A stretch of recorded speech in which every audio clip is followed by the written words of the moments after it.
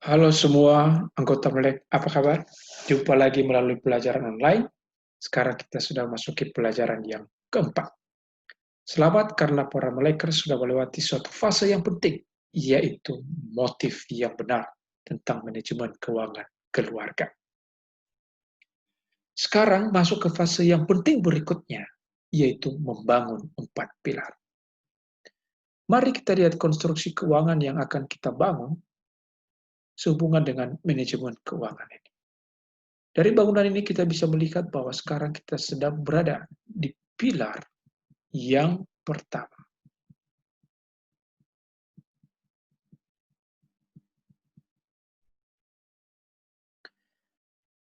Itulah makanya judul dari pelajaran ini adalah aliran kas yang surplus. Ada 3 pertanyaan penting dalam manajemen keuangan keluarga. Yang pertama adalah where are you now? Di manakah para Melekers berada sekarang? Yang kedua adalah where are you going to? Tujuan keuangannya apa? Dan yang ketiga adalah how to get there, bagaimana caranya atau kendaraan apa yang digunakan para Melekers untuk mencapai tujuan keuangannya tersebut. Pertanyaan tersebut akan bisa terjawab bila mana para Melekers mengikuti terus seri pelajaran di Melek ini. Baik, mari kita akan melakukan rapid test agar mengetahui dan bisa menjawab pertanyaan yang pertama dulu, yaitu di manakah kita, para Melekers, berada sekarang? Ada 3 tipe aliran kas. Tipe yang pertama adalah tipe 0. Tipe ini adalah menunjukkan bahwa waktu terus berjalan. Berapapun penghasilannya, maka sebesar itu juga pengeluarannya. Ada keluarga atau orang yang tipenya adalah berapapun penghasilannya, ya habis. Waktu berjalan terus, tahun pertama, tahun kedua penghasilan semakin meningkat, sebesar itu juga pengeluarannya. Tahun ketiga, semakin besar penghasilan, semakin besar pula pengeluarannya. Tahun keempat, tidak terasa, gaya hidup sudah semakin besar, pemasukan persis sama dengan pengeluaran. Tahun kelima, penghasilan sebenarnya sudah cukup besar, tapi tetap saja pengeluarannya semakin banyak. Tahun keenam, waktu terus berjalan dan tidak ada tabungan sama sekali dan tidak punya aset. Tahun ke-7, ke-8, ke-9, dan ke-10. Tidak terasa sudah bekerja dan tidak punya apa-apa. Semua dihabiskan untuk jalan-jalan, dihabiskan untuk makan-makan, dihabiskan untuk selalu update gadget yang terbaru. Dan mungkin juga uangnya habis karena jatuh cinta atau pacaran, jatuh cinta dengan hobi yang sangat konsumtif, suka hangout, dan menunjukkan bahwa dia sudah sukses sehingga pada saat sangat tertentu dia suka mentraktir orang. Dan yang kemudian yang terjadi adalah, ya, tidak ada aset sama sekali. Karena kerjanya foya-foya, hasilnya adalah nol, walaupun sudah bekerja selama 10 tahun. Kalau kita lihat lebih jauh, kita lihat laporan neraca keuangannya, ada pemasukan, pengeluaran, maka bisa dikatakan hasilnya adalah asetnya tidak ada. Hutangnya juga tidak ada. Sehingga net aset atau total kekayaan bersihnya adalah nol.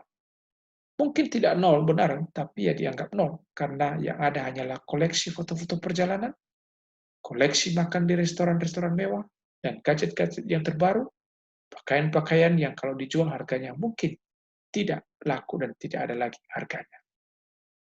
Sekarang, mari kita lihat tipe yang kedua. Tipe yang kedua adalah sebagai berikut. Tipe minus. Tipe yang menunjukkan bahwa aliran keuangannya ada uang masuk dan ada uang keluar. Dan pengeluarannya selain foya-foya, seperti tipe yang pertama, tapi ini juga membeli aset, tapi asetnya adalah barang-barang konsumtif. Sehingga barang-barang yang dimiliki tersebut semakin membebani pengeluarannya. Artinya, barang-barang yang dimiliki tersebut membuat pengeluaran semakin besar. Lebih detail ciri-cirinya seperti ini. Biasanya barang-barang konsumtif tersebut suka cari teman, dan cilakanya teman-teman dari barang tersebut adalah mahal dan lebih kepada kepuasan mata saja atau hanya sebenarnya untuk gaya-gaya saja. Yang kedua adalah aset tersebut tidak begitu dibutuhkan, alias bukan kebutuhan utama, tidak menjadi prioritas karena sebenarnya ada aset yang lain yang lebih penting. Jadi sebenarnya dia juga tidak punya apa-apa. Dan aset yang ketiga adalah aset yang dimiliki tersebut menimbulkan passive spending. Artinya kita tidur pun maka mesti ada pengeluaran harian atau bulanan atau tahunan karena kita memiliki barang tersebut. Misalnya kredit barang, barang tersebut dipakai atau tidak dipakai, ya harus dibayar cicilan setiap bulannya. Artinya, Anda tidur pun argo berjalan terus, alias sudah siap-siap tagihan setiap bulannya, sudah menunggu untuk dibayar. Dan yang keempat adalah barang-barang tersebut termakan inflasi, atau harganya semakin hari semakin turun, turun, turun, dan turun. Itulah ciri-ciri barang konsumtif. Untuk lebih detailnya lagi, mari kita lihat contohnya. Seperti dikatakan tadi, barang itu suka mencari atau ada alasan untuk membeli barang berikutnya. Dia suka cari teman, dan terkadang itu sangat mahal dan tidak jarang kita membelinya dengan kredit. Contoh, ada yang membeli TV terbaru, smart, bagus, dan mantap. Kemudian TV ini kita lihat, tapi kayaknya ada yang kurang. Apanya yang kurang? Sepertinya tidak lengkap kalau tidak dibarengi dengan home theater, sound system yang bagus, ditambah dengan DVD player. Lalu kita belilah barang tersebut. Kemudian setelah ada TV dan home theater, kita melihat lagi, aduh, kayaknya masih ada yang kurang. Apa itu? Harus ada buffetnya atau rak TV dan home theater yang bagus. Setelah ada TV, home theater, rak TV, kita lihat masih ada yang kurang. Kayaknya kalau nonton harus mempunyai sofa yang bagus. Sofa yang lama terlihat sudah terasa kuno, jadi perlu diganti dengan yang lebih minimalis, warna yang sesuai dengan TV-nya, home theater-nya, dan juga rak TV-nya. Sudah beli sofanya? Sofanya sekarang bantal-bantal untuk sofa juga harus disesuaikan. Tambah dengan lampu-lampu hias, sehingga kelihatan lebih keren dan up to date. Dan ini kalau diikuti terus, nanti rumah pun sudah terasa usang dan kuno, dan seterusnya, dan seterusnya. Itulah namanya barang-barang itu mencari temannya yang sesuai dan mahal. Dan ada saja justifikasi, atau ada aja alasan, 1001 macam alasan bisa kita kemukakan bahwa kita bisa dan mau membelinya. Yang berikutnya adalah barang-barang tersebut tidak begitu dibutuhkan. Mari kita lihat contohnya. Ada orang atau keluarga ketika penghasilan mereka 5 juta, mereka beli motor dengan kredit. Hutangnya 15 juta rupiah. Pada waktu penghasilan 10 juta, standar hidup semakin naik, sekarang beli mobil. Tapi hutangnya juga bertambah menjadi 100 juta. Penghasilan semakin naik, penghasilan 25 juta, standar hidup semakin menyesuaikan. Akhirnya beli mobil yang lebih bagus lagi. Dan hutang pun menjadi 400 juta. Semakin besar lagi penghasilan, maka sekarang sudah membeli mobil mewah. Mobil kedua, atau mobil yang lebih bagus lagi. Sehingga hutang pun menjadi 800 juta. Bila mana kita perhatikan, pada waktu gajinya 5 juta, hutangnya 15 juta.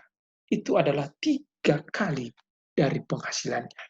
Pada waktu gajinya 10 juta, hutangnya 100 juta. Itu adalah 10 kali dari penghasilan. Pada waktu gajinya atau penghasilannya 25 juta, hutangnya 400 juta. Itu adalah 16 kali dari penghasilan. Dan pada waktu gajinya 40 juta, hutangnya 800 juta. Itu adalah 20 kali dari penghasilan. Itulah makanya penghasilan semakin besar, gaji semakin besar, tetapi hutang juga semakin besar. Dulu pada waktu belum bekerja, malah tidak punya hutang sama sekali. Sekarang, begitu bekerja, saat itulah mulai punya hutang. Dan hutang-hutang itu adalah hutang konsumtif. Bila mana kita melihat lebih dalam lagi, cicilan per bulannya juga mungkin sangat dan cukup tinggi. Dari contoh ini saja kita bisa lihat bahwa fungsi dari motor itu adalah sebenarnya sebagai alat transportasi. Ya, saya tidak mengatakan bahwa jangan membeli motor atau mobil, tetapi sesuaikanlah dengan kebutuhan. Kebutuhan akan mobil misalnya 3 juta. Maka sering sekali ada orang memaksakan untuk membeli mobil yang lebih dari situ demi mendapatkan status atau pujian. Itulah makanya kita harus membedakan mana kebutuhan dan mana keinginan. Kebutuhan kita kalau memang betul-betul hanya untuk sebagai alat transportasi, maka kebutuhan kita adalah 3 juta. Tapi keinginannya bisa saja 10 juta, bisa juga 6 juta, bisa juga 20 juta per bulan. Itulah makanya dalam akuntansi keuangan keluarga, seharusnya kita bisa menghitung biaya gaya atau biaya pamer kita. Meski ada akun khusus yang mencatat pembukuannya. Misalnya seperti berikut. Biaya kebutuhan, ya, kalau tadi menurut fungsinya adalah 3 juta. Tapi sekarang ada gengsi dan gaya, maka cicilan kita menjadi 10 juta per bulan. Sehingga yang 7 juta itu adalah biaya gaya. Jadi, begitu juga kita bisa lihat bahwa biaya gaya lebih besar dari biaya kebutuhan. Itulah makanya sering ada yang upload foto mobilnya di Facebook dan kemudian orang like. Jadi, harga dari sebuah like itu adalah 7 juta. Ada juga yang harganya 17 juta. Jadi ketika ada orang, wih hebat ya mobilnya ya, itu harganya adalah 17 juta. Luar biasa, bagus banget mobilnya. Itulah harganya apa? 7 juta. Saudara-saudara, kalau ada yang melihat mobil dan kemudian bagus banget, memang mahal untuk mendapatkan like, status like dari status kita. Jika orang melihat, itu rupanya bisa juga terjadi. Misalnya terjadi di motor. Ada motor yang saya tahu harganya 15 juta. Ada juga motor yang harganya 30 juta. Ada juga motor yang harganya 50 juta rupiah. Kalau ada yang orang yang melihat dan kemudian memberikan jempol, ih motormu bagus banget ya. Itu artinya sekali jempol harganya 15 juta. Sekali jempol diangkat 35 juta. Dan celakanya, biaya gaya tersebut menyusup di berbagai bidang kehidupan. Dia bisa saja menyusup di makanan, dia bisa saja menyusup di pakaian kita, dia juga bisa menyusup di gadget-gadget kita, dan bahkan dia bisa menyusup di uang sumbangan-sumbangan kita. Dan masih banyak lagi lainnya. Biaya-biaya gaya ini menyusup di mana-mana. Ada satu cerita, saya jadi ingat cerita mengenai percakapan anak nyamuk dan ibu nyamuk. Anak nyamuk ini datang dan dengan sangat senang bercerita kepada mamanya, "Oh, setiap saya lewat, manusia itu suka tepuk tangan. Ma, saya senang sekali. Setiap bertemu dengan mereka, saya diberikan tepuk tangan." Ibu nyamuk bilang, "Nah, ingat, tepuk tangan mereka itu adalah untuk membunuh."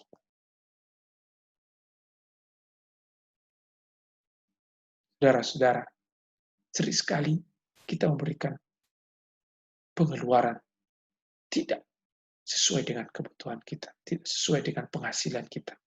Itulah makanya timbul istilah orang yang bergaji 10 koma. Artinya, orang-orang tersebut setelah tanggal 10 sudah mulai koma, sudah mulai megap-megap cari utangan. Tanggal 1 gajian, sore hari, mungkin sudah mulai menyicil, atau sudah mulai membayar-membayar, dan tanggal 5 sudah ludes membayar tagihan. Tanggal 10 sudah mulai bayar kartu kredit. Atau sudah mulai pakai kartu kredit ya, karena sudah habis uangnya gajian. Atau orang yang gajinya disebut 20 koma, yaitu setelah tanggal 20 mereka pusing 7 keliling mencari utangan di mana-mana, gali lubang, tutup lubang untuk bisa bertahan hidup. Hidup berputar di pusaran yang tidak ada habisnya dan tidak bisa keluar dari lingkaran yang terus berputar. Tagihan dan cicilan seperti tidak ada habisnya. Gaya hidup yang susah untuk dikurangi. Tidak ada tabungan dan investasi. Kartu kredit yang mulai mencekik dan hanya bisa membayar minimal payment saja. berputar-putar sehingga pusing setiap bulan dan setiap saat. Bila mana dilihat neraca keuangannya, hasilnya adalah sebagai berikut. Asetnya, kalau dikurangi dengan hutangnya, akan didapatkan minus. Nah, Anda bisa lihat, para melekers, Anda berada di posisi yang mana? Tipe yang pertama, atau tipe yang kedua? Atau mungkin pada tipe yang ketiga. Tipe yang ketiga itu apa? Tipe yang ketiga adalah surplus. Tipe ini, kita sudah melihat sebelumnya bahwa pengeluaran kita itu bisa dikategorikan dalam konsumtif dan juga aset. Aset produktif dan aset-aset konsumtif. Pengeluarannya ada aset produktif, ada aset konsumtif, dan aset produktif adalah aset kalau dimiliki, maka akan memberikan penghasilan tambahan kepada kita. Semakin banyak aset, semakin memberikan penghasilan tambahan bagi pemilik. Pemasukannya semakin bertambah. Sedangkan aset konsumtif adalah aset yang semakin banyak kita miliki, semakin banyak pengeluaran yang kita harus lakukan setiap bulannya. Mari coba kita lihat ciri-ciri dari aset produktif. Dengan memiliki aset produktif, maka aktif income semakin bertambah. Contohnya, ada orang yang pengeluarannya adalah meningkatkan skills. Dia ikut kuliah lagi, dia ikut kursus, dia ikut seminar, seperti misalnya Anda ikut di Melek ini. Dia ingin mendapatkan value added dari yang lain. Dia mendapatkan nilai tambah. Misalnya contoh, orang bisa berbahasa Inggris. Itu value added, betul. Tetapi kalau semua orang sudah bisa berbahasa Inggris, maka itu tidak jadi value added lagi. Maka seseorang akan menambahkan dengan kursus atau keahlian yang berbeda dari teman-teman sekantor. Ada yang mengambil S2, sehingga di kantor seperti biasa saja, tapi dia sudah mempersiapkan diri dengan value added di luar sana. Ada pengeluaran, tapi ini nanti suatu saat akan bisa menambah aktif income-nya. Sehingga ketika ada kesempatan, lowongan ada S2, dia bisa mengambil dengan cepat karena dia memenuhi kriteria tersebut. Passive income-nya juga bertambah. Karena apa? Orang tersebut belajar investasi, beli papers atau macam-macam investasi yang akan kita pelajari satu persatu selama 1 tahun ke depan. Investasi itu tidak termakan oleh inflasi. Pertumbuhannya lebih dari inflasi. Ada banyak instrumen keuangan yang nilainya lebih tinggi dari inflasi dan dia pelajari. Sehingga apa yang terjadi? Nilai jualnya tidak termakan inflasi. Sehingga nilai jualnya lebih tinggi dari nilai belinya dan juga liquid alias gampang untuk dicairkan. Itulah aset-aset konsumtif. Sehingga ketika dilihat neraca keuangannya adalah sebagai berikut. Pemasukan pengeluaran, asetnya, jika dikurangi dengan hutangnya, dia mendapat nilai plus atau lebih. Kalau berada di tipe 1 dan 2, maka perlu diadakan perubahan radikal di dalam keuangan. Kalau arus kasnya minus terus-menerus, perlu ada perubahan radikal dalam keuangan kita. Pertanyaannya sekarang, bagaimana caranya ya supaya kita bisa mengelola arus kas yang surplus tersebut? Mari kita perhatikan dan simak langkah-langkah berikut ini.